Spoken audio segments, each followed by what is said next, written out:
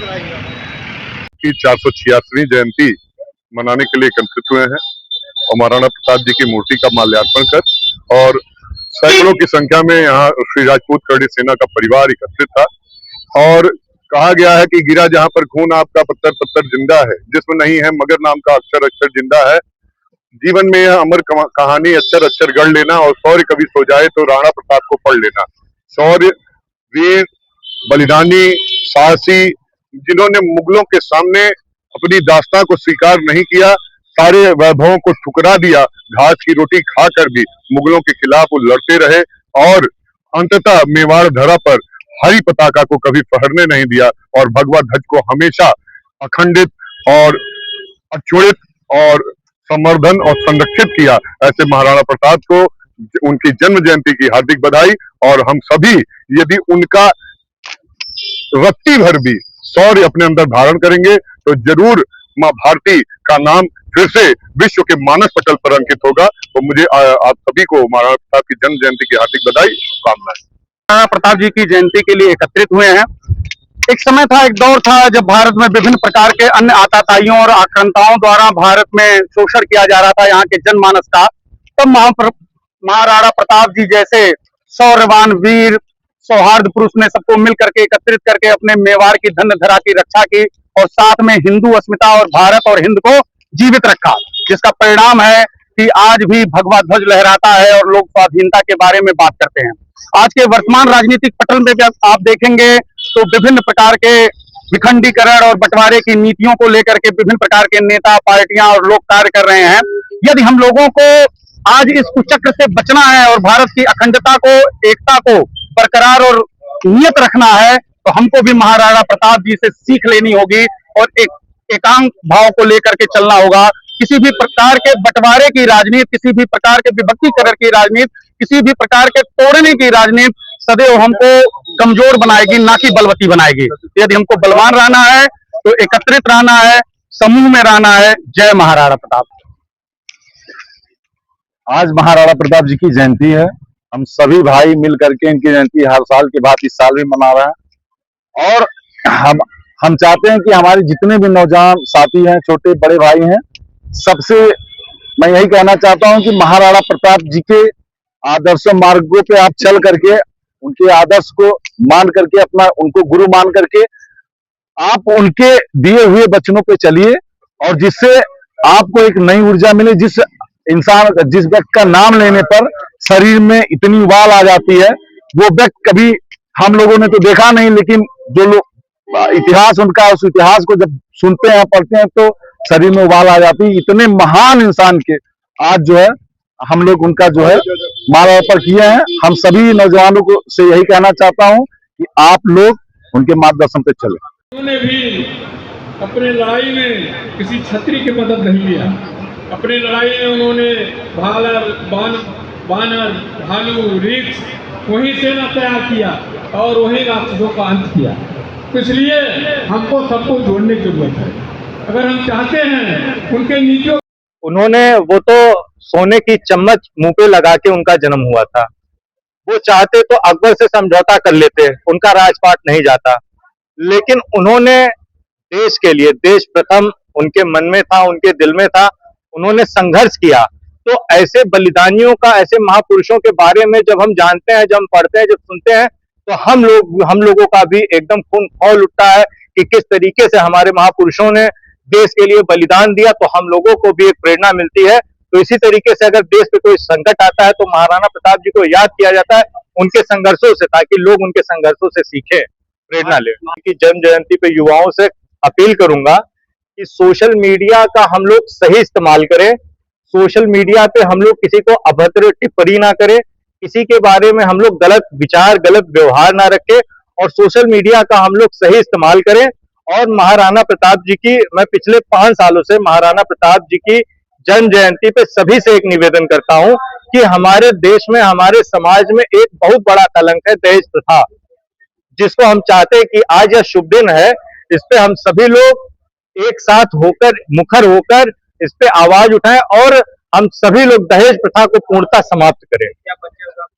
जी, मेरा नाम अमन प्रताप सिंह है।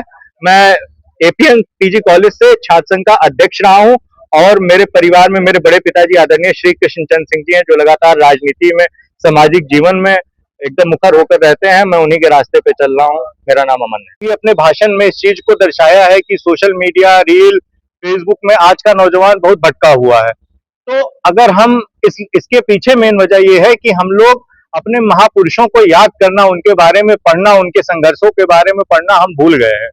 तो अगर आज ये कार्यक्रम हो रहा है तो इसमें अगर 1000, 1500, 2000 लोग आए होंगे तो इसमें 500 लोग ऐसे हैं कि जो महाराणा प्रताप जी के जीवन के बारे में, उनके संघर्ष के बारे में सीख के गए हैं, और जब वो घर जाएंगे तो अपने बच्चों को भी बताएंगे और वो एक आगे चल के ये एक प्रेरणा बनेगी। तो इस वजह से हम लोगों ने महाराणा प्रताप जी की जन्म जयंती मनाई है।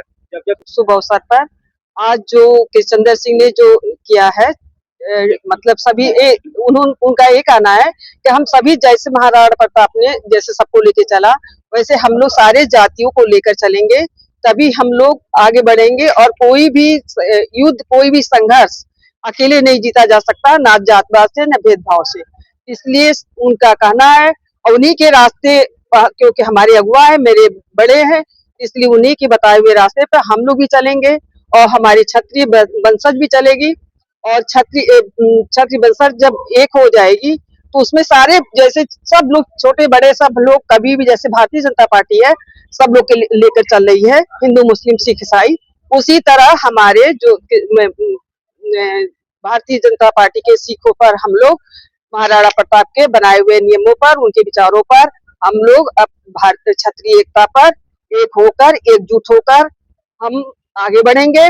अपने बस्ती जिला में जैसे कृष्णचंद्र सिंह और पाल जी, मतलब सांसद जी, इन्होंने, इनका कहना है कि एक से कभी कुछ नहीं होता है, जब तक सब लोग को मिला के नहीं चला जाएगा वहाँ हम लोग कोई विजय नहीं हासिल करेंगे। इसलिए सभी बच्चों से हमारा निवेदन है कि सब लोग एक हो और एक होकर, एकजुट होकर, एक एकता होकर हम लोग आगे बढ़ने की कोशिश करें। कोई भी संघर्ष हो, किसी के बच्चे हो, आज कहीं भी फंसे हुए हैं, किसी कोई जात से थोड़ी होता है उसमें कहीं भी, तो हाँ हम लोग एकजुट होकर आगे बढ़ेंगे और उस संघर्ष को, हम उस लड़ाई को एक होकर लड़ेंगे और अपनी क्षत्रिय एकता को, अपने समाज को जीवित करेंगे और आगे बढ़ाएंगे। उनके महाराणा प्रताप के नियमों के अनुसार हम लोग हमेशा संघर्ष करेंगे और आगे बढ़ने की कोशिश करेंगे। आज महाराणा प्रताप की जयंती थी। मैं अपनी मातृभूमि पे, कर्मभूमि पे मुझे आमंत्रित किया गया था, ये मेरा सौभाग्य है।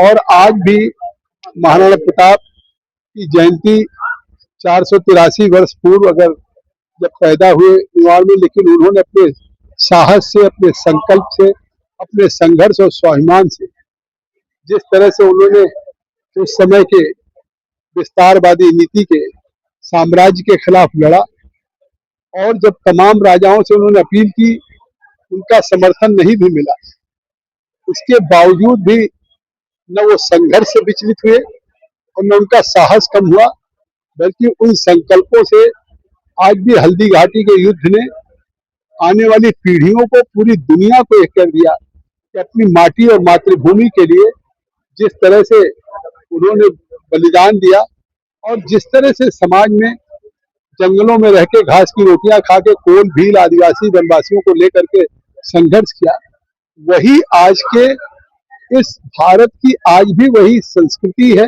वही संस्कार है। आज भी भारत की सबसे बड़ी ताकत भारत की महान जनता है, जिसको ऑपरेशन सिंदूर में देखा। मुझे लगता है वही महाराणा प्रताप जैसे महायोद्धा का बलिदान आज भी आने वाली पीढ़ियों का एक एक सैनिक इस देश की माटी के लिए, देश की सीमाओं के हिफाजत के लिए अपने को बलिदान और कुर्बान करने के लिए तैयार रहता है।